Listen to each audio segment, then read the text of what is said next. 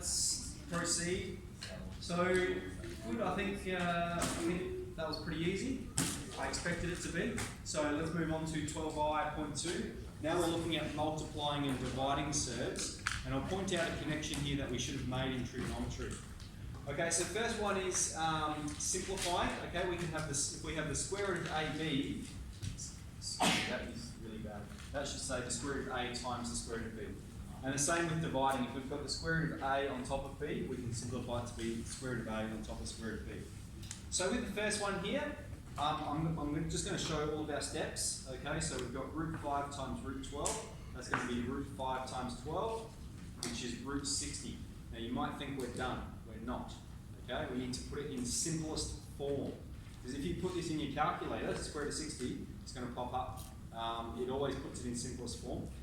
And so what that means is we have to ask ourselves, what is the highest square factor of 60? So Brad, is it the question or is it an answer? Yep. 25. No, it's 4, okay? We can express this as 4 times 15, okay? So these are all of our square numbers here. 4 is the highest one. Okay, thank you. So that means we can have square root of 4 times square root of 15, which means we've got 2 root 15. Okay, if you put root 60 in your calculator, that's what it's going to come out as, 2 root 15. Now when we're doing surds, we don't need to consider the negative values.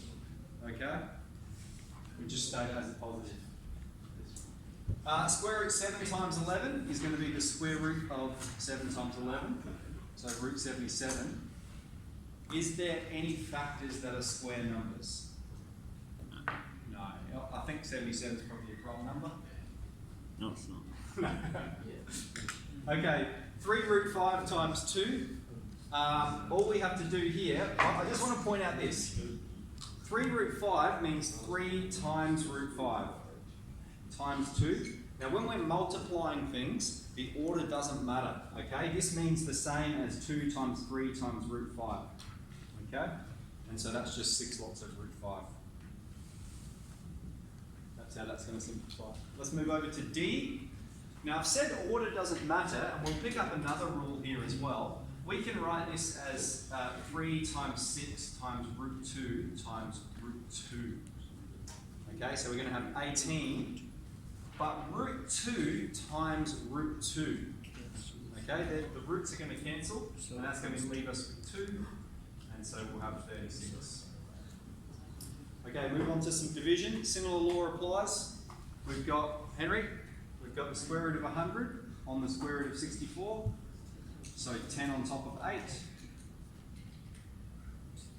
And 1.25.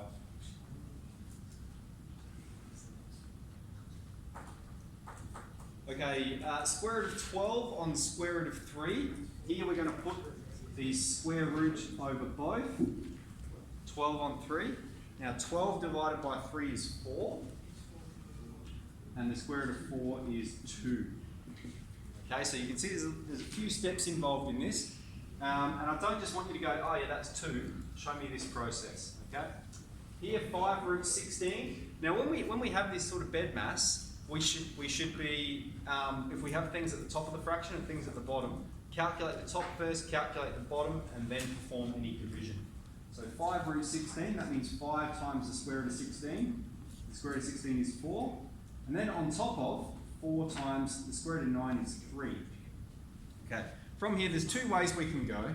Alright, you can calculate both and then simplify it. Or you can look here and go, we've got 4 at the top as a product, 4 at the bottom as a product. Let's just cancel them. And we've got 5 on 3. 1.6 for Perry.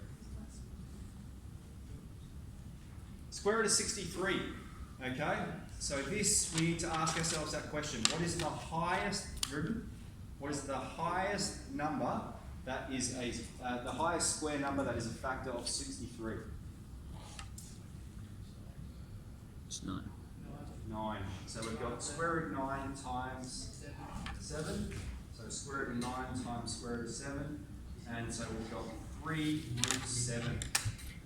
So, and then root 700, the highest square number 100. Okay, so square root of 100 times 7. Square root of 100 times square root of 7. That's 10 root 7. So, question 1, so we're on 12 by 2 now. So question 1 will be about multiplication, question 2 is about division. Question 3, I really want you to have a go at all of them and have a go at them without your calculator. So that's where you have to do that sort of, what's the square root of 63, what's the highest square factor, and figure that out and simplify it accordingly. So I think that'll be all we do today. If you do finish, there are some questions further on in the exercise that you can have a go at. Let's get into this. Ready? Yep, Brad, you